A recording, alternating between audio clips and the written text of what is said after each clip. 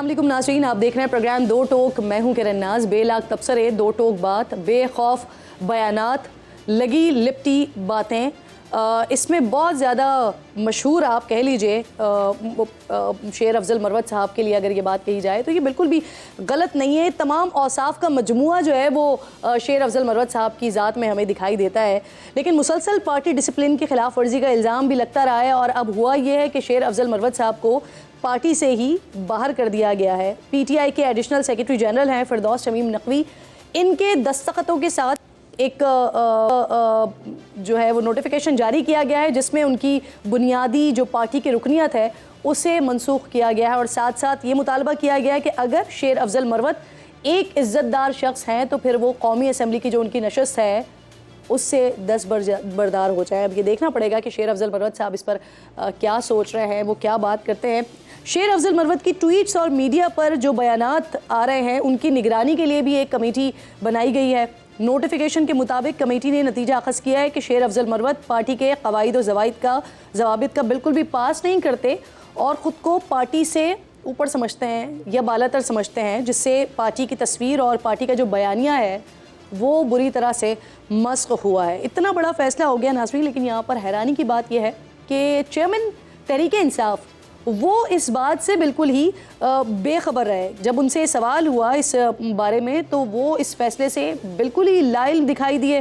Barrister Gauhar ने इस notification को जाली तक करार दे दिया। फिर उसके बाद इमरान खान के करीबी समझे जाने वाले इंतज़ार पंजोता साहब, जब उनसे पूछा गया है तो उनके मुताबिक शेर अफजल मरवत को पार्टी से बानी चेयरमैन की पार्टी के बानी की हिदायत पर निकाला गया है। जब ये सवाल बानी तहरीक इंसाफ से हुआ तो उन्होंने इस बात का कोई जवाब नहीं दिया। आज बार बार उनसे इस बात का सवाल होता रहा शेर अफजल मरवत साहब के हवाले से, लेकिन उन्होंने इस बात का कोई जवाब नहीं दिया। इस हवाले से एक्स पर शेर अफजल मरवत ने लिखा है कि कायद के कानों में उनके खिलाफ जहर घोला गया है। उनकी पार्टी से अखराज के हुक्मनामे पर न तो बहस हुई है, न ही कोर कमेटी के नोटिस में लाया गया है और न ही ये पार्टी चेयरमैन बैरिस्टर गौहर के इल्म में था। साथ ही उन्होंने अपनी पार्टी और पार्लियामेंट की रुकनियत के फैसले का इख्तियार भी बैरिस्टर गौहर को ही सौंप दिया है। अब इस तमाम मामले पर बात करने के लिए शेर अफजल मरवत साहब भी हमें प्रोग्राम में ज्वाइन कर रहे हैं। बहुत शुक्रिया आपका। अस्सलाम वालेकुम शेर अफजल मरवत साहब, सबसे पहले तो ये बताइए तहरीक इंसाफ का आप हिस्सा है नहीं है? वालेकुम अस्सलाम, बहुत शुक्रिया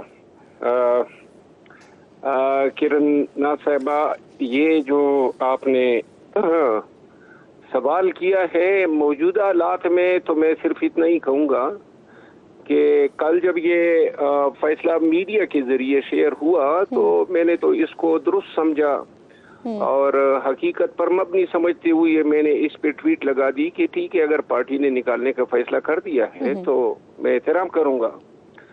और जिसके बाद मैंने कहा अच्छा टाइम गुजारा है, एक्टर थे वो मेरे खिलाफ बयानबाजी से परहेज करें जी। और साथ में मैंने ये भी कहा कि खान साहब के साथ मेरा एक वक्त गुजरा है, एक लगाव है, तो वो उनके साथ मेरा एक जो ताल्लुक है चाहे वो रखे या न रखे मेरी तरफ से जरूर रहेगा। तो इसके बाद जो है रात को फिर वो बैरिस्टर गौहर साहब का मौकफ मैंने टीवी पे देखा। तो आज फिर मैंने कोर कमेटी का, चूंकि मैं मेंबर रहा हूँ और 76 में से तकरीबन 2 दर्जन लोगों से मेरी बात हुई और पता चला कि ना ये कोर कमेटी में ये लाया गया, ना ये एजेंडे पे था। बैरिस्टर गौहर साहब ने वो मीटिंग प्रिजाइड की थी तो ना उसको पता था। ये जब मीटिंग होने के बाद एलानिया जारी हुआ तो उसमें इसको शामिल कर दिया गया, इसको ये रंग दिया गया गोया ये कोर कमेटी का फैसला है। बहरहाल जहाँ तक मेरी मालूमात है जी। ये जो इकदाम हुआ है इसके पीछे साजिश तो जरूर है, क्योंकि ये सब कुछ हो रहा है बगैर मुझे सुने।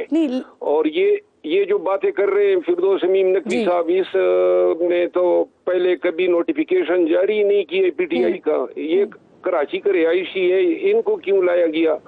अगर कर नहीं था तो उमर अयूब साहब जारी करते। अच्छा, आप कह रहे ये क्योंकि साजिश हो रही है या कानों में जहर घोला जा रहा है बानी के, इंतज़ार पंजोता जो करीब समझे जाते हैं, ऑब्वियसली लीगल मैटर्स पे उनकी मुलाकातें भी वक्तन फ़वक्तन होती रहती हैं, वो कह रहे हैं कि ये जो फैसला हुआ है आपकी रुकनियत मनसूख करने का, तो वो बानी की हिदायत पर हुआ है।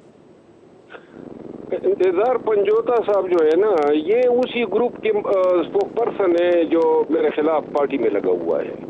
अब वो जो है बानी पीटीआई को गलत इतलात देते आए हैं। आज भी उन्होंने एक प्रोग्राम में मेरे खिलाफ इल्जामात लगाए। बहरहाल मैंने आज जो है वर्कर्स की वजह से और पार्टी की वजह से कोई जवाब नहीं दे रहा हूँ, लेकिन ये है कि आइंदा अगर ये लोग मेरे खिलाफ इस तरह की तज़हीक का में गुफ्तगू करेंगे।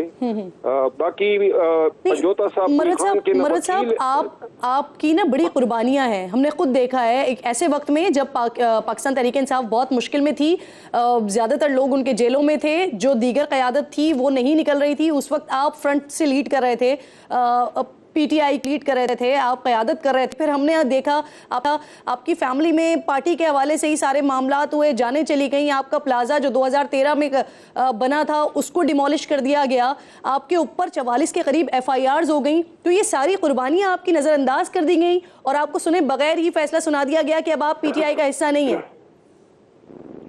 गुजारिश है कि ये जितनी भी हमने जदोजहद की थी वो किसी रिटर्न या किसी गेन के लिए नहीं की थी। ये मेरा अपना फैसला था कि क्योंकि उस वक्त 9 मई होने के बाद मुझे कोई समझ नहीं आ रहा था कि पाकिस्तान में रूल ऑफ लॉ के लिए खान से बेहतर कोई ऑप्शन हो सकता है। तो पाकिस्तान में कानून की हुक्मरानी के लिए और पाकिस्तानियों के मुस्तकबिल के लिए खान के बयानिए के साथ में चल पड़ा और इसमें कोई किसी ने मजबूर नहीं किया था। ये मेरा अपना फैसला था और इसके लिए मैं तैयार था इसमें जो भी नुकसान होने थे। तो लिहाजा मुझे ये अफसोस नहीं है। अलबत्ता बेतौकीरी का जो है एलिमेंट, अगर ये खान साहब की ख्वाहिश होती या पार्टी की तो ये मुझसे इस्तीफा मांग लेते, पार्टी से भी इस्तीफा मांग लेते और कौमी असम्बली से।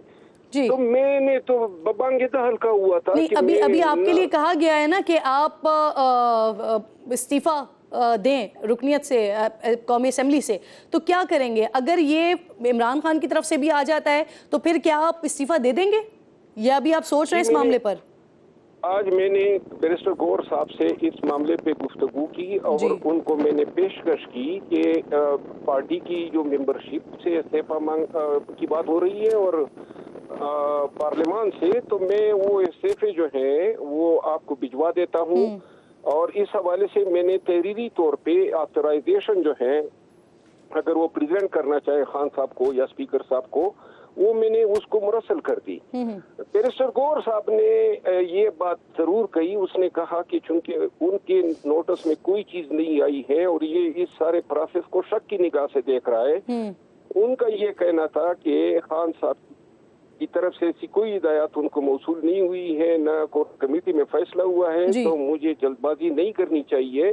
और उन्होंने कहा कि खान साहब से मुलाकात के बाद जो है वो उस पे मुझे खान साहब का जवाब नहीं। फिरदौस शमीम नकवी साहब से बात हुई ना, तो वो कह रहे हैं कि शिबली फराज उमर अयूब के साथ क्योंकि आपने काम करने से इनकार किया था, ऑन रिकॉर्ड ये मौजूद है, और नकवी साहब कह रहे हैं कि मुझे बताया गया था, मेरे इल्म में था कि आपको पार्टी से निकाला जा रहा है, लेकिन उन्होंने ये बात चेयरमैन गौहर को नहीं बताई। क्या ये वजह थी कि आपने उनके खिलाफ बयान दिया था? इसके खिलाफ बयान दिया था? आपने उमर अयूब और शिबली फराज वगैरह के साथ काम करने से इनकार कर दिया था ना। तो फिरदौस शमीम नकवी साहब कह रहे हैं कि मुझे पता था कि आपको पार्टी से निकाला जा रहा है, लेकिन चेयरमैन को नहीं बताया था, बैरिस्टर गौहर को नहीं बताया था। तो इसकी क्या ये वजह थी कि आपने उनके खिलाफ बयान दिया था? नहीं, मैंने तो ये शमीम नकवी साहब जो है ये तो ज़ईफ बुजुर्ग आदमी है, कराची के हैं और इनसे तो मेरा कोई लेना देना नहीं है। लेकिन चूंकि बहरहाल पार्टी में और सियासत में अब ये समझ आई है कि पार्टी में जिसकी पोजीशन मजबूत होती है तो सारे उनका ही राह गिलापना शुरू कर देते हैं। मैं ये जो मरवत साहब, आपको पार्टी से निकाले जाने का ना बैरिस्टर साहब को, बैरिस्टर गौहर को नहीं मालूम था, यानी पार्टी के चेयरमैन को नहीं मालूम था, लेकिन उमर अयूब को, शिबली फराज को, इन्हें मालूम था कि आपको पार्टी से निकाला जा रहा है। मेरा ख्याल है मुझे तो निकालने का सारा अमल ये सारा किया जरा इन्हीं का है और इनको मालूम किस तरह ना होता, लेकिन ये बेसिकली अगर इन्होंने निकालना था तो मुझे कह देते ना। क्या मतलब है, मेरी अपनी जिंदगी जो है बड़ी कोई बेहतरीन लाइफ है, मेरी वकालत जो है वो बिल्कुल मैं उससे इंतहाई बेहतरीन। आप खान साहब से मिलने कब जाएंगे और क्या लगता है आपको कि आज खान साहब से बार बार ये सवाल हुआ आपके हवाले से, लेकिन उन्होंने सहाफ़ियों के सवालात का जवाब नहीं दिया, क्यों नहीं दिया मरवत साहब? लेकिन बहुत सारी बातें दिल तो करते हैं कि आदमी पूरी कौम को बता दें, लेकिन चूंकि पार्टी अब से मेरा अभी तक राब्ता या मेरा सिलसिला खत्म नहीं हुआ है और ये जो है ये साजिश है और इस साजिश के पीछे जो लोग हैं ये वही लोग हैं जो गुज़िश्ता 1 साल से मुझे काम भी नहीं करने दे रहे हैं। कौन लोग हैं? मैं इस पे पहले बोल चुका हूँ, तो लिहाजा अभी इस टाइम दोबारा मैं कोई ये नहीं, अलबत्ता खान साहब से मिलूंगा, खान साहब को बताऊंगा कि खान साहब को ऐसे अहम फैसले करते हुए मुझे सुनना तो चाहिए था। इस तरह तो नहीं हो सकता है ना कि एक शख्स आपकी पार्टी में मेंबर पार्लियामान हो, आपकी पार्टी के लिए जो है उसने भागदौड़ की हो और जब कोई इस तरह का यानी इल्जाम क्या है बयानात दिए हैं। मरवत साहब, अवामी मकबूलियत की वजह से क्या कुछ लोगों ने खान साहब को ये तासुर दिया है कि शेर अफजल मरवत आपकी जगह ले रहे हैं? देखिए ये सुनी सुनाई बातें हैं, लेकिन ये मैंने जरूर सुना है कि सोशल मीडिया पे लगे कि जी ये खान की जगह ले रहा है और ये इल्जाम लगे कि जी ये फलां का आदमी है। अगर मैं किसी का आदमी होता तो मेरा कंटेंट ये होता कि मैं कोई पॉलिटिकल गेम किए बगैर यही इस तरह खुरदरे अंदाज में ये कहता कि जी आपने इस्तीफा लेना है तो ले लो, क्योंकि मेरी कोई पॉलिटिकल फ्यूचर में अपना देख ही नहीं रहा हूँ, न मेरी कोई दिलचस्पी है सियासत में। हम मजबूरी की हालत में आए खान साहब और ये खान साहब का साथ, यानी उस वक्त जी ये सोशल मीडिया पर चल रहा है कि आप किसी के आदमी हैं या पीटीआई के अंदर से उनको बताया जा रहा है कि आप प्लांटेड हैं? हर किस्म का इल्जाम मुझ पे लगा है अल्लाह के फजल से। नहीं, ये मैं ये पूछ रही हूँ कि क्या ये सोशल मीडिया पर चल रहा है आपके खिलाफ या इमरान खान को पार्टी के अंदर से बताया गया है? ये जो मेरे पार्टी में मेहरबान हैं इन्होंने तो अपनी पीटीआई की सोशल मीडिया का मेरे खिलाफ इस्तेमाल किया। ये 1 साल से मेरे खिलाफ पीटीआई की अपनी सोशल मीडिया टीम लगी हुई है और ये लोग लगे हुए हैं और ये इन्होंने कोई इल्जाम ऐसा पीटीआई की सोशल मीडिया टीम है जो आपके खिलाफ कर रही है काम? जी पीटीआई की सोशल मीडिया अच्छा, टीम में। मरवत साहब, आपको पीपल्स पार्टी ने शमूलियत की दावत दी है, कुछ सोच रहे हैं? मैं उनका मशकूर हूँ कि इन्होंने मुझे इस काबिल समझा, लेकिन मैंने पहले भी कहा था कि मैं सियासत में रहना पसंद नहीं करूँगा। ये जो सियासत कर ली मेरा ख्याल है इतना ही काफ़ी है। अगर ये सियासत है तो इस सियासत के बगैर ये मजे हैं। बहुत बहुत शुक्रिया आपका साथ मौलाना अफजल मरवत साहब। हम गुफ्तगू कर रहे थे क्योंकि आज पाकिस्तान तहरीक इंसाफ की तरफ से बाकायदा तौर पर पार्टी से निकाला गया है और जिनके दस्तखत से उन्हें पार्टी से निकाला गया है। प्रोग्राम में मेरे साथ ही मौजूद हैं फिरदौस शमीम नकवी साहब, एडिशनल सेक्रेटरी जनरल हैं तहरीक इंसाफ के। बहुत शुक्रिया सर आपका। आपकी सरबराही में बनी कमेटी ने शेर अफजल मरवत साहब को पार्टी से निकाला है, लेकिन जो पार्टी के चेयरमैन हैं वो इस नोटिफिकेशन से इतने लाइल्म है कि वो तो इसे जाली कह रहे हैं। क्या आपने इतना बड़ा फैसला लेने से पहले चेयरमैन को बताना भी मुनासिब नहीं समझा, उनको बताया तक नहीं? देखिए मैंने मेरे काम एज एडिशनल सेक्रेटरी जनरल ये है कि मैं अपने सेक्रेटरी जनरल को इन्फॉर्म कर देता हूँ कि कमेटी का फैसला ये हुआ है और कमेटी ने ये नोटिफिकेशन निकाला है और हम छापने जा रहे हैं। उसके बाद सेक्रेटरी जनरल का काम है कि वो चेयरमैन को इन्फॉर्म करे, तो मैं इसका जवाब नहीं दूंगा इससे कि मैंने नहीं इन्फॉर्म किया था। गौर साहब को वो बात दुरुस्त है, उमर अयूब साहब क्यों नहीं कर सके, लेकिन गौर साहब को ये पता है कि ये 4 रुकनी कमेटी बनाई गई है, उसके ऊपर वो उनको पूरे सहमत थे और उनको ये भी पता है कि वो 4 रुकनी कमेटी जो है वो एम्पावर्ड कमेटी है, उसको किसी से इजाजत नहीं लेनी है। अच्छा सर, ये जो फैसला हुआ है ये इमरान खान की हिदायत पर हुआ है, कंफर्म कीजिएगा। देखिए कमेटी बनाई गई थी इमरान खान साहब की हिदायत के ऊपर। इमरान खान के साहब की हिदायत के लिहाज से उस कमेटी का नोटिफिकेशन जो आज से 20-25 दिन पहले आया था वो आप देख लीजिए, उसमें बाकायदा लिखा हुआ है कि आपने जो शो कॉज नोटिस का जवाब दिया है वो अनएक्सेप्टेबल है। फाउंडिंग चेयरमैन की हिदायत के ऊपर आपको वार्न किया जा रहा है कि आप डिसिप्लिन की वॉल्यूशन नहीं करेंगे, और आपके बिहेवियर को ऑब्जर्व करने के लिए एक 4 रुकनी कमेटी बना दी गई है जिसके लोगों के नाम है फिरदौस शमीम नकवी, रऊफ हसन, आतिफ खान और दाऊद काकड़। अगर आपने कोई वॉयलेशन की, ये लोग आपके खिलाफ इमीडिएट एक्शन लेंगे। ठीक है, उन्हीं ने वॉयलेशन की पिछले हफ्ते 2-3 दफा, उसकी वजह से ये कमेटी मिली और इस कमेटी का एक मेंबर जेल में है, बाकी 3 मेंबरान ने उसके ऊपर फैसला कर लिया कि और असेंबली की रुकनियत से जो इस्तीफा मांगा गया है वो भी बानी की हिदायत पर ही मांगा गया है। क्या जब मैंने एक शख्स को पार्टी से निकाल दिया तो उसके बाद वो पीटीआई में तो नहीं रहा ना। जब वो पीटीआई में नहीं रहा और वो पीटीआई के टिकट पे इलेक्शन लड़ा है तो उसकी शराफत की अगर है तो उसको ये करना चाहिए कि जी मैं अब पीटीआई का क्योंकि रुकन के हैसियत से मैंने लड़ा था, मैं रिजाइन करता हूँ और दोबारा इलेक्शन हो तो उसमें वो इंडिपेंडेंट खड़ा हो, किसी और पार्टी से खड़ा हो, पीटीआई से नहीं खड़ा हो सकता। और फिर अगर वो हरा के हमें जीत जाए तो उसको हक है असेंबली में बैठ के, लेकिन असेंबली में बैठा रहे जब उसकी पीटीआई की बुनियादी रुकनियत खत्म हो गई। वो मेरे शेर अफजल मरवत के जिन बयानात पर एतराजात हैं उन पर सफाई का मौका दिया गया था उन्हें? देखिए, उनको एक शोकॉज नोटिस दिया गया था पहले, उसका उन्हीं ने जवाब दिया था, उस जवाब को अनसेटिस्फैक्टरी डिक्लेयर किया गया और उसके बाद उनको एक फर्दर कॉशनरी नोटिस दिया गया था। उस कॉशनरी नोटिस को भी उन्हीं ने वायलेट किया। आज नकवी साहब, आज बानी से भी बहुत दफ़ा इस हवाले से सहाफ़ियों ने सवाल किया लेकिन उन्होंने इस बात पर कोई जवाब नहीं दिया। सर, वो उनके जवाब देने की क्या जरूरत है? जब उन्होंने एम्पावर कर दिया था एक कमेटी को तो इसका मतलब है जो वो कमेटी फैसला करेगी, वरना वो कहते कि तुम लोग मुझसे पूछ के करना जो करना। ऑब्वियसली जब उन्होंने कमेटी को एम्पावर कर दिया और कमेटी ने ये फैसला कर लिया तो या तो इमरान खान साहब को तब्दील करना है तो वो कमेटी को फारिग करके उनको रीइंस्टेट कर दे। और अगर सर, अगर बानी पीटीआई इस फैसले को तब्दील करते हुए शेर अफजल मरवत की रुकनियत को बहाल कर देते हैं देन?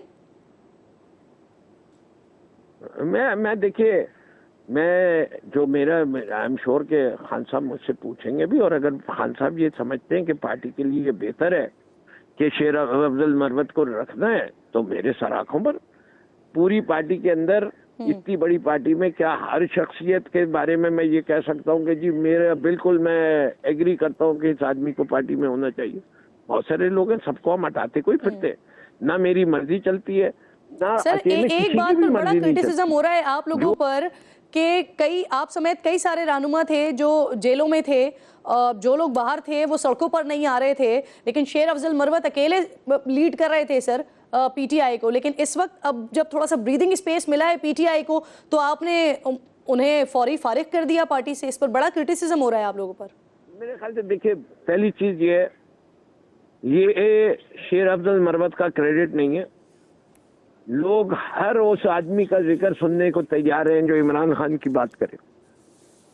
मजलिस में लोग जिक्र हुसैन सुनने जाते हैं, मुकर्रिर को सुनने नहीं जाते। बहुत बहुत शुक्रिया आपका, बहुत शुक्रिया आपका साथ मौजूद थे फिरदौस शमीम। प्रोग्राम में मेरे अगले मेहमानों में, मोअज़्ज़ज़ मेहमानों में शुएब शाहीन साहब सेक्रेटरी इत्तलात हैं पीटीआई के, ज्वाइन कर चुके हैं। इसके साथ साथ राना एहसान अफजल साहब कोऑर्डिनेटर हैं वज़ीर आज़म के, मुझे ज्वाइन कर चुके हैं। आप दोनों मेहमानों के मैं शुक्रगुजार हूँ। शुएब साहब, ये क्या हुआ है सर? चेयरमैन को बताया नहीं, बानी ने जवाब नहीं दिया, शेर अफजल मरवत आज इस वक्त हिस्सा है आपकी पार्टी का या नहीं है? देखिए, मैं समझता हूँ कि फिरदौस शमीम नकवी साहब ने उसकी वजाहत कर दी।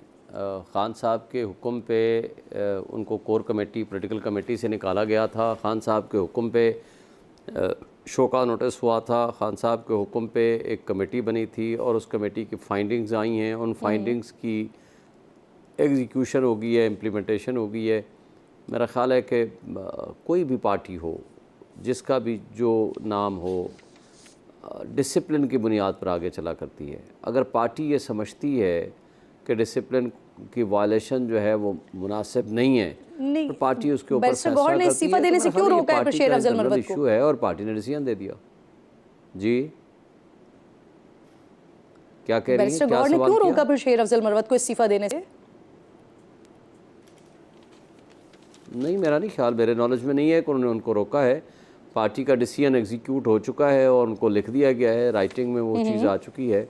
गौहर साहब इज़ वन पर्सन और पार्टी एक पूरा जमहूरी पार्टी होती है और जो वो फैसला करती है आई थिंक, और वो फैसला जो है वो हतमी हैसियत रखता है और ख़ान साहब के ही फैसले चलते हैं। और दूसरी बात यह है कि गौहर साहब एक केयर टेकर, आप चेयरमैन उनको कह सकते हैं, बानी चेयरमैन जो हैं वो फुल एम्पावर्ड हैं। और इस वक्त तक तो अभी इस वक्त की तो पोजीशन ये है कि हमारी पार्टी का रजिस्ट्रेशन अभी तक उन्होंने वो जो इंट्रा पार्टी इलेक्शंस हैं उन्होंने एक्सेप्ट ही नहीं किया हुआ।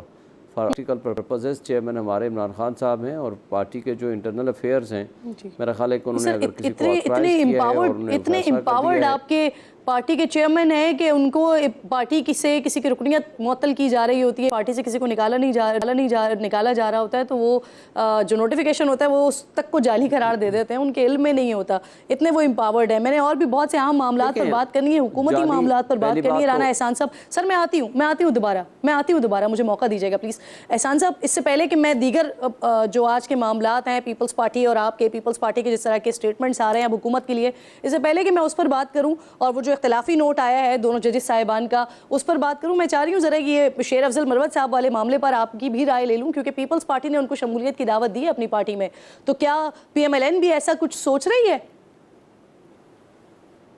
बिस्मिल्लाहिर्रहमानिर्रहीम। नहीं, पीएमएलएन में कोई ऐसी सोच विचार नहीं है, लेकिन ये ज़रूर आज क्लैरिटी के साथ पता चला कि जो बैरिस्टर गौहर एजाज जो हैं, जो चेयरमैन पीटीआई हैं, वो सिर्फ एक्टिंग और एवी चेयरमैन पीटीआई हैं। असल जो चेयरमैन हैं वो खान साहब ही हैं। तो ये जो खिचड़ी पकी हुई है, ये कन्फ्यूजन नज़र आ रही है कि चेयरमैन को पता भी नहीं है कि इस्तीफ़ा जो है वो उनको कह दिया गया कि आप इस्तीफ़ा दें और उनकी रुकनियत जो है वो मुअत्तल हो गई है। और तो ये बता रहा है कि कितनी डिसअरे में है पीटीआई, और यही डिसअरे और कन्फ्यूजन ये पाकिस्तान में फैलाना चाहती है। सही, लेकिन सर कुछ कंफ्यूजन्स जो है ना वो आप लोगों की तरफ से भी आ रहा है, क्योंकि जिस तरह के ख्वाजा आसिफ साहब के पिछले दिनों स्टेटमेंट्स आए, क्या वजह है इसके पीछे? आप दोनों मेहमान, मौजूद मेहमान प्रोग्राम में साथ ही ब्रेक लीजिए नाजरीन, ब्रेक के बाद वापस आते हैं।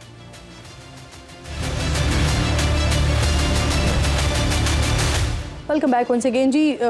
दोनों जजेस साहिबान का इख्तिलाफी नोट 29 सफ़ात पर मुश्तमिल ये आज आ गया है सामने खुसूसी नशिस्तों के हवाले से, और जो इख्तिलाफी नोट लिखा गया है वो उसमें ये भी कहा गया है कि पीटीआई इस केस में क्योंकि फ़रीक नहीं थी, पीटीआई को रिलीफ देने के लिए आर्टिकल 175 और 185 में तफवीज़ दायरा इख्तियार से बाहर जाना होगा।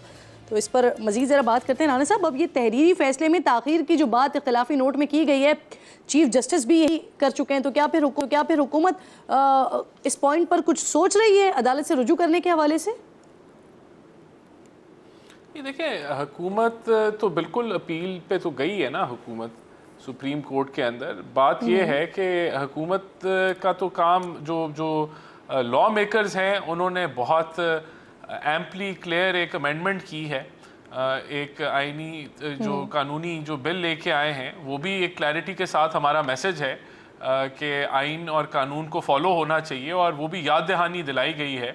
और ये जो बात की गई है बिल्कुल यही हम इसी चीज़ के ऊपर बात कर रहे थे, तो कि जो चीज़ मांगी नहीं गई वो इनको दे दी गई और एक एक्स्ट्रा फेवर किया गया। तो मेरे ख्याल से उस मौक़िफ़ की भी तायीद हुई है। तो बिल्कुल ये हमारे मौक़िफ़ की तायीद करते हैं, और जो हमने जो बिल हम लेके आए हैं असेंबली में वो बड़ा क्लियर कट है, उसमें कोई कन्फ्यूजन नहीं है, और उसमें कोई चीज़ कोई तब्दील भी नहीं है। वो पहले से ही इलेक्शन एक्ट का हिस्सा है, तो उसको दोबारा दोहराने का मकसद भी ये है कि उसको बोर्ड में हाईलाइट कर दिया जाए कि ये कानून है, और अगर आप कानून के मुताबिक चलें तो फिर वो फैसला नहीं आता। तो हुकूमत ने तो अपना स्टांस क्लियर किया है इस मौक़िफ़ के ऊपर। नहीं, तो हुकूमत को फैसले में ताख़ीर पर तशवीश तो ऑब्वियसली है, लेकिन आप नहीं समझते कि ये आपको मौका मिल गया कानून साजी का? नहीं, देखें, असेंबली का काम ही कानून साजी है, उसके अंदर जो हमने रेट्रोस्पेक्टिव की बात की है, वो भी जो हमने कानून जब हम लेके आए हैं वो रेट्रोस्पेक्टिव इसलिए भी है क्योंकि वो पहले से ही कानून है, तो उसको रिपीट करने का भी मकसद ये है कि उसको याद दहानी की जाए और वो पहले से कानून है। और इसमें जो तो वो अहम लागू बात भी है पहले ना से होना एहसान चाहिए। साहब जी, कि इस कानून के तहत क्या फिर इलेक्शन कमीशन पाबंद नहीं होगा जो सुप्रीम कोर्ट की तरफ से फैसला आया उस पर अमल दरामद करने के लिए? मेरे ख्याल से तो जब बिल पास हो जाए तो सुप्रीम कोर्ट जो कानून है उसको फॉलो करने के लिए पाबंद होता है। शुएब साहब, ऐसा ही है? देखें, ऐसी कोई बात नहीं है। पहली बात तो यह है कि ये कॉन्स्टिट्यूशन की इंटरप्रेशन हुई है, आर्टिकल 51 की सुप्रीम कोर्ट ने की है और जो हमें सीटें मिली हैं, तो लिहाजा पहली बात। दूसरी बात यह है कि 2 मेंबर बेंच के फैसले की कोई कानूनी हैसियत नहीं है क्योंकि वो एक ओपिनियन ऑफ 2 मेंबर बेंच है। 11 मोअज़्ज़ज़ जज साहिबान ने हमारे हक़ में फैसला दिया, जिसमें से 8 जज साहिबान ने बहुत क्लैरिटी के साथ फैसला दिया। नहीं, मैं देखें वो जो इख्तिलाफी नोट है ना, जजेस का जो फैसला है 13 में से 2 जजेस का, नहीं सर, वो इख्तिलाफी नोट तो अलग है। मैं कानून साजी की बात कर रही हूँ। जो राना साहब बात कर रहे हैं कि अगर असेंबली की तरफ से बिल आ गया, वो पास हो गया, तो फिर उसके बाद वो बाइंडिंग नहीं रहती है। तो ऐसा ही है कि फिर इलेक्शन कमीशन पाबंद नहीं है सुप्रीम कोर्ट के फैसले पर अमल दरामद करने के लिए? देखें, पहली बात तो ये है कि ऐसा कोई भी कानून जो आइन की खिलाफ वर्जी में बनाया जाए या जिसको कोई रेट्रोस्पेक्टिव एप्लीकेबिलिटी दी जाए वो काबिल इतलाक़ नहीं होता, वो गैर आइनी होता है आम तौर पर। दूसरा, आपने देखा प्रैक्टिस एंड प्रोसीजर एक्ट के अंदर इन्होंने एक बैक डेटेड रेट्रोस्पेक्टिव एप्लीकेबिलिटी रखी थी कि किसी को भी अपील का हक है तो बैक डेटेड उसको दे देते हैं। उसको सुप्रीम कोर्ट ने अल्ट्रा वायलेंस और सर अगर ये कानून पास हो जाता है तो फिर पीटीआई की स्ट्रैटेजी क्या होगी? सर, आप इसको चैलेंज करेंगे अदालत में? ज़ाहिर है इसको चैलेंज, जी बिल्कुल इसको चैलेंज करेंगे। और इसके बाद मैं आपको एक बात बता दूं, इसके अंदर बहुत सुकून है। पहली बात तो यह है कि ये कानून जो कुछ बनाया गया है वो हमारी ये सुप्रीम कोर्ट की जजमेंट को किसी लिहाज से इफ़ेक्ट नहीं करता। वजह उसका ये है कि सुप्रीम कोर्ट ने वाज़े तौर पर कहा है कि वी वर नॉट इंडिपेंडेंट। जब हम इंडिपेंडेंट ही नहीं थे, we were part of the PTI, तो ये कहना कि अब इस हमारे ऊपर ये इतलाक़ कर दिया गया, ये नहीं हो सकता। दूसरी बात है कि इसके अंदर लैक ऑफ बोनाफाइडी है, यानी बदनीयती पे मबनी ये लॉ बनाया गया है जस्ट टू फ्रस्ट्रेट। लेकिन सर इख्तिलाफी नोट में proceedings and the pronouncement of the court of law, इख्तिलाफी नोट में सर एक नुक्ता ये भी उठाया गया है कि समाअत के दौरान जजेस ने मखसूस नशिस्तें पीटीआई को देने का सवाल किया, तो जो वकील थे आपके सलमान अकरम राजा साहब, उन्होंने इससे इख्तिलाफ किया, यानी आपके वकला भी नहीं चाहते थे कि ये जो खुसूसी नशिस्तें हैं ये पीटीआई को दी जाएँ। देखिए, इसमें तो मेरा नहीं ख्याल कि कोई इबहम है। अब सुप्रीम कोर्ट फैसला दे चुकी है in the larger interest of the justice. ये आर्टिकल 184 हो या आर्टिकल 187 हो, वो एम्पावर करता है सुप्रीम कोर्ट ऑफ पाकिस्तान को कि कोई भी टेक्निकलिटीज़ हैं उसको साइड पे कर दे और वो इंसाफ के तकाज़ों को हर हाल में उन्होंने इम्प्लीमेंट करना है। जिन हालात में, जिन सरकमस्टांसेस में हमें इंडिपेंडेंट डिक्लेयर किया गया था, जिन हालात में सुप्रीम कोर्ट की जजमेंट को मिस इंटरप्रेट किया इलेक्शन कमीशन ऑफ पाकिस्तान ने जानबूझ के, उसको हाईलाइट किया है सुप्रीम कोर्ट ने। अभी डिटेल रीजनिंग आनी है, लेकिन 2 मुअज़्ज़ज़ जज साहिबान का जो फैसला है, सर इस पे कमेंट आ गया, मुझे क्विकली आगे बढ़ना है क्योंकि आपको पता है ये जो मुज़ाकरात वाले मामलात हैं ये भी बड़े इंपॉर्टेंट हैं। और राना साहब आज फिर बड़ी क्लैरिटी के साथ बानिए पीटीआई कह रहे हैं कि अगर उन्होंने बात करनी है, अगर उन्होंने मुज़ाकरात करने हैं तो वो सिर्फ इस्टेब्लिशमेंट के साथ कर रहे हैं। और जो कल परसों तक बात हो रही थी महमूद खान अचकज़ई साहब के हवाले से, तो अब वो क्लैरिटी आ गई है कि वो तमाम सियासी जमातों से बात करने का उन्हें कहा गया है। तो क्या सर PMLN बात करेगी उनसे? देखें, बात ये है कि अचकज़ई साहब से तो बिल्कुल एक अच्छा ताउन भी रहा है और वो पहले जो है वो जो हमारी जो कोलिशन थी उसको सपोर्ट भी करते रहे हैं और अपोजिशन में भी इकट्ठे रहे हैं। तो हमें तो कोई इख्तलाफ नहीं है उनसे तो बातचीत होती रहती है। लेकिन मेरे ख्याल से उनको किस तरह का मैंडेट दिया गया है पीटीआई की तरफ से हमारे साथ बात करने के लिए, इसको देखना पड़ेगा कि क्या वो जो है उनके पास कोई अथॉरिटी भी है, क्या वो कोई फैसले भी कर सकेंगे। या हमेशा की तरह पीटीआई जिस तरह करती है राब्ता हुआ है कि कोई? कुछ टीम या कुछ लोगों को आगे करती है और फिर वहां से कारपेट खींच लेती है?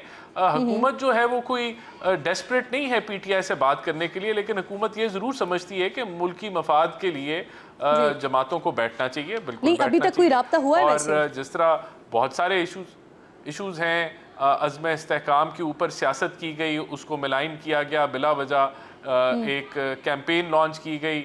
तो ये बातचीत तो हुकूमत तो प्राइम मिनिस्टर भी कह चुके हैं कि वो बैठने के लिए तैयार हैं मुल्क की बतौर तरक्की के लिए। तो अचकज़ई साहब को अगर उन्होंने आगे किया है तो उनसे बिल्कुल पूछा जा सकता है कि आप पास क्या अथॉरिटी है और क्या आप कर सकते हैं या नहीं कर सकते। तो हमें सर, इमरान खान साहब कह रहे हैं गवर्नमेंट की साइड से कोई प्रॉब्लम मियां साहब को, जी मियां साहब वो भी साबिक वज़ीर आज़म थे, उनको फ्रिज मैसर था, लेकिन यहाँ पर खान साहब को फ्रिज नहीं दिया गया है, जिसकी वजह से उनको 2 बार फूड पॉइजन हो चुका है। सर क्यों नहीं दे रहे हैं आप लोग फ्रिज? देखिए, फ्रिज हमने तो नहीं देना। फ्रिज तो वो जो प्रिजन रूल्स हैं उनके मुताबिक उनको जो चीज़ें चाहिए वो मिल जाएंगी। बाकी अगर वो फ्रिज की रिटर्न रिक्वेस्ट दें तो आई एम श्योर उनको फ्रिज भी मिल जाएगा। अगर उनको एक्सरसाइज की मशीन मिलती हैं, अगर उनको काफ़ी अच्छे उनकी मर्ज़ी के मुताबिक खाने मिलते हैं, उनको जो है एक्सरसाइज के मौके मिलते हैं, तो ये भी मिल जाएगा। उनको एक अच्छी फैसिलिटीज़ वहाँ दी गई हैं जो कि आम जो है प्रिजनर्स को मौजूद नहीं है। बल्कि मैंने तो अभी हालिया एक खबर पढ़ी थी कि कुछ लोगों के लॉयर्स ने पिटिशन फाइल की है कि जो इमरान खान को आसाइशें मौजूद हैं वो उनके भी प्रिजनर्स को दी जाएं। तो ये ट्रेंड भी अभी स्टार्ट हो रहा है। तो मेरे ख्याल से उनको काफ़ी जो है आसानियाँ दी गई हैं। सर एक ट्रेंड जब आप लोगों की ये जब जमात बनी थी और आप लोगों ने हुकूमत बनाई थी, तो उस वक्त लोगों ने कहना शुरू कर दिया था कि ये बहुत ज़्यादा जो है वो लंबा अरसा चलेगा नहीं। अभी पीपल्स पार्टी की तरफ से जिस तरह के रिमार्क्स आ रहे हैं, और नैयर बुखारी साहब ने बड़ी इंपॉर्टेंट बात आज की है, वो कह रहे हैं कि हुकूमत को खतरा है तो वज़ीर आज़म असेंबली तोड़ें और नए इलेक्शन करवा लें। देखिए, डिलीवर तो हम कर रहे हैं अल्हम्दुलिल्लाह। 11.1% पे महंगाई की शरह आ गई है, जो कम तरीन शरह है पिछले 2-2.5 बल्कि शायद उससे भी ज़्यादा अरसे के अंदर। डिलीवर हम कर रहे हैं, लेकिन जो नैयर बुखारी साहब ने जो बात की वो इनकी लीडरशिप इनसे एग्री नहीं करती। जरदारी साहब एग्री नहीं करते, मेरे ख्याल से बिलावल साहब एग्री नहीं करते। और हमें कोई ऐसी इंडिकेशन नहीं है पीपल्स पार्टी की लीडरशिप से। उनके अंदर भी ऐसे इंडिविजुअल्स होंगे जो पार्टी की लीडरशिप से मशवरा नहीं करते और अपना मौक़िफ़ बयान करते हैं, लेकिन मेरे ख्याल से सब लोग ये पार्टी पॉलिसी से बाउंड हैं और अपनी अगर इंडिविजुअल राय भी देते हैं तो वो इतनी मानी नहीं रखती, क्योंकि उनकी लीडरशिप जो है वो बड़ी क्लियर है और उनसे हमारी बातचीत भी होती है और वो फुली हुकूमत को जो है वो सपोर्ट कर रहे हैं। सही। अच्छा शुएब साहब, बानी की तरफ से मुज़ाकरात का टास्क दिया गया महमूद खान अचकज़ई साहब को। कल तक ये खबरें आ रही थी हमारे पास कि अचकज़ई साहब शायद अगले हफ्ते से जो हुकूमती पार्टीज़ हैं उनसे रब्ता करेंगे, लेकिन आज बानी कह रहे हैं कि हुकूमत के पल्ले तो कुछ है ही नहीं। उन्होंने तो बात एक ही जगह से करनी है जिसकी वो बार बार बात करते रहे हैं। तो क्या इस्टेब्लिशमेंट से मुज़ाकरात महमूद खान अचकज़ई साहब करेंगे? देखें, महमूद अचकज़ई साहब को जो एम्पावर किया गया है वो पॉलिटिकल पार्टीज़ की हद तक है, और पॉलिटिकल पार्टीज़ का जो मामला है आपने देखा पिछले 3 महीने 4 महीने से हमें ये कह रहे थे। जब इन्होंने कहा बात करनी है, हमने कहा जी अचकज़ई साहब को एम्पावर है, आप जो प्रपोज़ल देना चाहें, जो बात करना चाहें वो हम तक पहुँचाएँगे, हम आगे चलेंगे। दूसरा इन्होंने कहा था कि हमने APC बुलानी है, हमने फौरी तौर पर हाँ कर दिया, हमने कहा जी हम शामिल होंगे। 12 जुलाई को फैसला आया और 15 जुलाई को अता तारड़ को मुझे बताएं किसने कहा कि आप जाएं माहौल ख़राब करें, आप ये प्रेस कॉन्फ्रेंस क्लियर कर देना। महमूद खान अचकज़ई साहब को मैंडेट दिया गया था कि वो एस्टेब्लिशमेंट से बात करें, या उन्होंने इनकार कर दिया महमूद खान अचकज़ई साहब ने? देखें, एस्टेब्लिशमेंट कि वो सिर्फ सियासी जमातों से बात करेंगे, उनको सिर्फ ये सियासी जमातों के हवाले से उनसे बात की गई थी, और एक दफ़ा से ज़ायद मरतबा खान साहब ने भी बताया, हमने भी कहा, और APC में शिरकत की बात भी की। लेकिन जो खान साहब कह रहे हैं कि ये इनके पास अख्तियार नहीं है, ये दुरुस्त बात इसलिए भी है कि जो मैं आपको कह रहा था कि कैबिनेट का फ़ैसला नहीं हुआ, डिप्टी चेयरमैन को पता नहीं, इत्तेहादियों को पता नहीं, और सुप्रीम कोर्ट के फैसले के 3 दिन के अंदर अंदर आकर अता तारड़ आकर कहता है कि ना जनाब पाबंदी भी लगाएंगे, इनको आर्टिकल 6 लगाएंगे। मुझे बता दें, आज तक कैबिनेट ने फैसला नहीं किया, आज तक इत्तेहादियों ने फैसला नहीं किया, आज तक इत्तेहादियों को एतमाद में नहीं लिया। तो ये कौन था जो माहौल ख़राब करता है? किधर गई वो APC की दावत? क्योंकि जिस वक्त सीरियसली गुफ्तगू होगी, सबसे पहली बात आएगी कि जो फॉर्म 45 के मुताबिक जो जीते हुए लोग हैं वो मैंडेट वापस करें, वो ये पाबंद है देने के। अब जब ये बात हो गई सर, एस्टैब्लिशमेंट के साथ भी तो बात नहीं बन रही ना ना, ये संजीदा आज है। वजीर आला साहब कह रहे हैं, इससे पहले जब एक मीटिंग हुई थी उसमें भी उन्होंने कहा था कि मुलाकात तो हुई थी लेकिन वो मौका नहीं था बात करने का। अब आज वो कह रहे हैं कि अभी तक कोई ठोस चीज निकली नहीं है। तो सर, ये जो ट्रस्ट डेफिसिट है ये तो दोनों तरफ होगा ना? देखिए बिल्कुल होगा, मगर बात यह है कि इन्होंने जब APC, देखें ज़िम्मेदारी किसकी है? जो अनान इक़्तिदार में बैठा हुआ है। दूसरी बात यह है कि मुल्क स्टैंड स्टिल होकर गया है। इस वक्त इनके दावे जो कुछ बातें करना चाहें कर दें। हकीकत यह है कि आज आधी आबादी सतह गुर्बत की लकीर से नीचे चली गई है और सालाना 1.5 करोड़ अफराद मज़ीद सतह गुर्बत की लकीर के नीचे चले जा रहे हैं। और आज जो कुछ हो रहा है किसी लिहाज से न मुल्क के लिए बेहतर है, ना हमारे 25 करोड़ आवाम पॉइंट आ गया। बहुत बहुत शुक्रिया, बहुत बहुत शुक्रिया शुएब शाहीन साहब। Sorry to interrupt you sir, बहुत ज़्यादा किल्लत है मेरे पास। बहुत शुक्रिया, आप प्रोग्राम में साथ मौजूद थे। क्विकली नाज़रीन आगे बढ़ रही हूँ, फ़लस्तीन के हवाले से बात करूँगी, जहाँ फ़लस्तीनी मज़ाहमती तंजीम राना एहसान अफजल साहब भी मेरे साथ मौजूद थे। आपका भी, आप दोनों मेहमानों का बेहद शुक्रिया। फ़लस्तीनी मज़ाहमती तंजीम हमास के सरबराह इस्माइल हनिया की शहादत की जो गुत्थी है वो सुलझने लगी है। कत्ल की मनसूबाबंदी ईरान के बाहर से हुई लेकिन इसको अंजाम ईरान के अंदर से ही दिया गया। ईरानी पासदाराने इनकलाब की जानिब से जो बयान जारी किया गया है उसमें इंकशाफ किया गया है कि शहीद इस्माइल हानिया को मुख्तसर फासले से मार करने वाले मीज़ाइल से निशाना बनाया गया है, जिस पर 7 किलोग्राम बारूदी मवाद नस्ब था और ये मीज़ाइल मेहमान की रिहाइश गाह के इंतहाई करीब से दागा गया था। इसी बयान में नाज़रीन मज़ीद कहा गया है कि हमास सरबराह पर हमले की मनसूबाबंदी इजराइल ने की और अमेरिका ने इसमें इजराइल की मदद की है। ईरानी पासदाराने इनकलाब की जानिब से अमेरिका और बरतानिया की मीडिया की तरफ से जो खबरें आई सामने उसकी भी तरदीद की गई है, जिनमें दावे ये किए गए थे कि इस्माइल हनिया के कमरे में पहले से बम नस्ब किया गया था और इसके लिए मोसाद ने ईरानी एजेंट्स का इस्तेमाल किया था। अमरीकी मीडिया में ये दावा भी किया गया है कि ईरानी हुक्काम ने हमले के बाद से अब तक 2 दर्जन से ज़ायद अफराद को हिरासत में लिया है, जिसमें इंटेलिजेंस अफसरान और फौजी हुक्काम भी शामिल हैं। ईरान की जानिब से बदला लेने के ऐलान के बाद अमरीका भी इजराइल की मदद को आ गया है। अमरीका ने अपना बहरी बेड़ा ईरानी साहिल से सिर्फ 10 किलोमीटर दूर तैनात कर दिया है और अमरीकी वज़ीर दिफा ने इजराइल की मदद के लिए ज़मीनी मीज़ाइल सिस्टम बढ़ाने की भी हिदायत कर दी है। ख़त्ते में बढ़ती कशीदगी के बाइस कई ममालिक ने इजराइल के लिए अपनी परवाज़ें मुअत्तल कर दी हैं।